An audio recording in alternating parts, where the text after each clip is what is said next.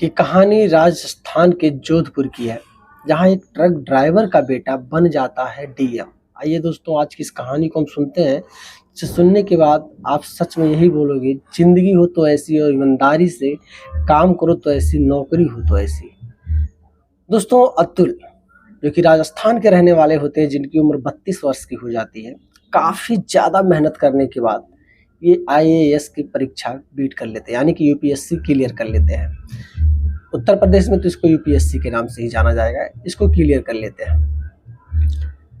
इनके पिताजी एक ट्रक ड्राइवर हुआ करते हैं, जो कि ट्रक चलाते हैं। महीने का जो भी 20-25 हज़ार 30 हज़ार रुपये इनकी अर्निंग होती है, उसी से इनकी अतुल की पढ़ाई लिखाई भी होती थी, घर का पालन पोषण भी होता था। जो भी कुछ होता था उन्हीं के पैसों से ही होता था।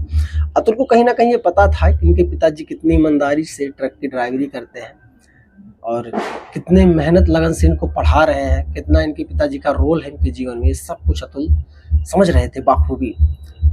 लेकिन एक दिन ऐसा होता है कि जब अतुल की सिलेक्शन आईएएस में हो जाता है, अतुल बहुत हंसते खेलते कूदते, जैसे भी आप समझो, अपने पिताजी के पास पहुंचते हैं और पैर छूते हैं अपने पिताजी माताजी के। और इनके दादाजी होते हैं, दादी जी तो पहले से देहांत कर जाती हैं। पिताजी से कहते हैं, पिताजी शायद अब आपका सपना पूरा हो गया। आप हमेशा कहते हो ना बेटा कुछ बन जाओ जीवन में। आज मैं बन गया पिताजी, मैं डीएम बन गया, डिस्ट्रिक्ट मजिस्ट्रेट बन गया।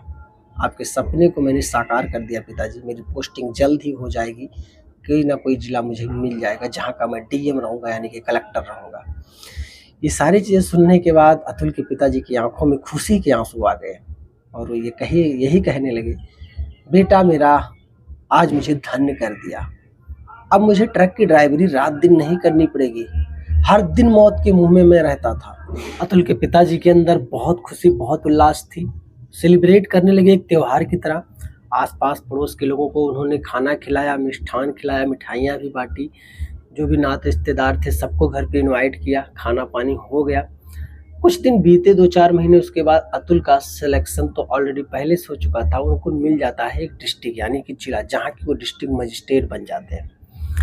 अतुल एक ट्रक ड्राइवर के बेटे थे, तो उनके मन में ये चलता था कि एक बार मुझे जरूर देखना चाहिए कि ट्रक ड्राइवरों के साथ जो बड़े अधिकारी होते हैं, आरटीओ, एआरटीओ, तरह तरह के अधिकारी होते हैं, पुलिस होती है, रास्ते पे चलते समय किस तरीके का व्यवहार करता है।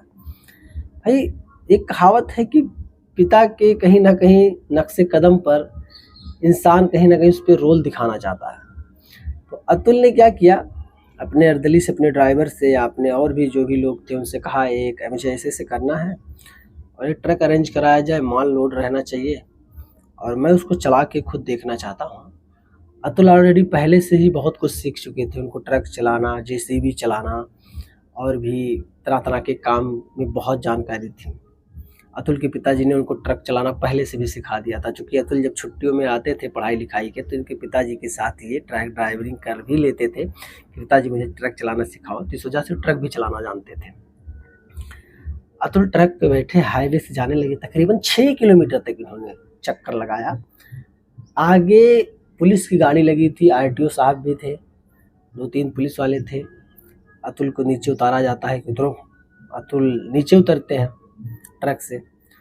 इनसे सारे डॉक्यूमेंट्स भी मांगे जाते हैं कि माल क्या है, इसकी रसीद दो, ट्रक का कागज़, ये पोल्यूशन का कागज़, ट्रक ड्राइविंग लाइसेंस वगैरह तरह तरह की चीज़ें इनसे मांगी जाती है। अतुल ने वो सब चीज़ें जाहिर की, सब कुछ उन्होंने दे दिया। उसके बाद पुलिस वाले कहते हैं ट्रक साइड में लगाओ। अतुल बोलते हैं, आखिर मेरा जुर्म क्या है, मैं ट्रक साइड में क्यों लगाऊं? आपने जो भी कुछ कागज़, जो भी कुछ आपने कहा, मैंने सब कुछ दे दिया, फिर ट्रक साइड में लगाने का क्या मतलब है? आरटीओ साहब ने कहा, भाई जितना पुलिस वाले कह रहे हैं उतना करो, ज़्यादा दिमाग मत लगाओ, अपने मालिक को बुला लो, बुलाना हो, क्योंकि पैसा तो इसमें देना पड़ेगा। माल ओवर लोडिंग है, ये वो तरह तरह की चीज़ें और भी कुछ ऐसी चीज़ें फॉल्ट दिखाना शुरू कर दिए कि भाई जो अपने डीएम साहब अतुल जी थे, इनका तो दिमाग सनक गया कि भाई सच में ऐसा होता है ड्राइवरों के साथ रोड पे कि सब कुछ कंप्लीट है, माल भी ओवरलोड नहीं है, लेकिन कुछ ना कुछ हल्का फुल्का नुस्ख बता करके रिला जा रहा है इनको। अतुल ने कहा, ऐसा है, मालिक साहब तो हैं नहीं, बाहर गए हैं, जब भी कुछ बात करना आप मुझसे ही कीजिए, मैं उसका जो भी कुछ होगा मैं देख रहा हूँ अपने हिसाब से। ये सुनते हुए आरटीओ के 2-4 कांस्टेबल थे, आरटीओ साहब गाड़ी में बैठे ही थे पहले से भी अपनी, और पुलिस वाले 1-2 थे। तो उन लोगों ने बताया ऐसा है, आरटीओ साहब से ज़्यादा मुँह मत लगो, ज़्यादा बात मत करो, नहीं और बड़े धक्के में जाओगे। परेशान ना हो, तुम्हारे पास काफ़ी ज़्यादा डॉक्यूमेंट्स हैं, इसलिए हम लोग तुमको रियायत दे रहे हैं। कुछ पैसे दे दो, ज़्यादा नहीं 5 हज़ार दे दो, तुमको छोड़ देते हैं, जाओ अपना, चल जाएगा, ठीक है कोई बात नहीं। अतुल ने कहा मैं पैसा भला क्यों दूँ, मैं पैसा भला क्यों दूँ भाई, आप लोग पैसे मांग रहे हो, ये कह रहे हो, बेवजह फंसा रहे हो, चलो यहाँ के डीएम साहब कौन है, मुझे उनसे मिलाओ, ऐसे वैसे तमाम प्रकार की बातें। अब पुलिस वालों को आने लगा भाई बहुत ज़्यादा गुस्सा।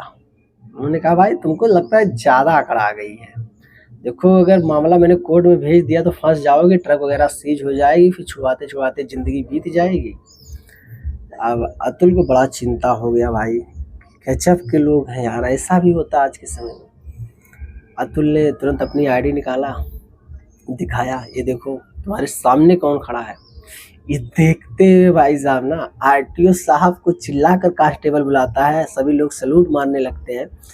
और आरटीओ साहब के पास फिर कोई शब्द नहीं था, आरटीओ साहब भी एक बड़े अधिकारी होते हैं। उन्होंने कहा ऐसा है, मुझे तो ज़्यादा कुछ पता नहीं, मैं तो गाड़ी में ही बैठा हूँ, सब कुछ देख रहा हूँ, यही लोग अपने हिसाब से हैंडल कर रहे हैं, तो गलतियाँ हो जाती हैं लोगों से, छोड़ो जाने दो, ऐसा हो जाता है। डीएम साहब ने कहा नहीं, मेरे पिताजी एक ट्रक ड्राइवर थे, तो ऐसा कभी ना कभी उनको भी टॉर्चर किया गया होगा, ऐसे बहुत सारे गरीब परिवार के ड्राइवर हैं, टॉर्चर किए जाते होंगे, तो इसका मतलब ये नहीं मैं इसे जाने दूंगा।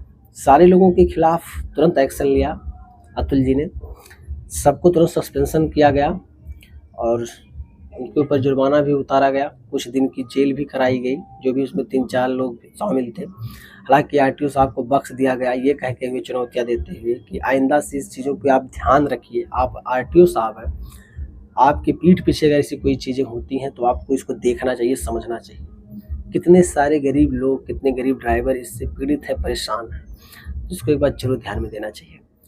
तो फ्रेंड्स कहीं ना कहीं सच में अगर पावर और पोस्ट मिले इंसान को तो उसका सही उपयोग करना चाहिए, जिससे कि जो आम जनता है, गरीब परिवार है, उस लाभ उठा सके, ना कि और पीड़ित रहे, पीड़ा सहे। तो इस कहानी को सुनने का मतलब क्या निकला, आप लोग कमेंट बॉक्स में जरूर कमेंट बताना। वीडियो पसंद आई तो लाइक करना, चैनल है नए हो दोस्त अभी तक सब्सक्राइब नहीं किया तो कर लेना।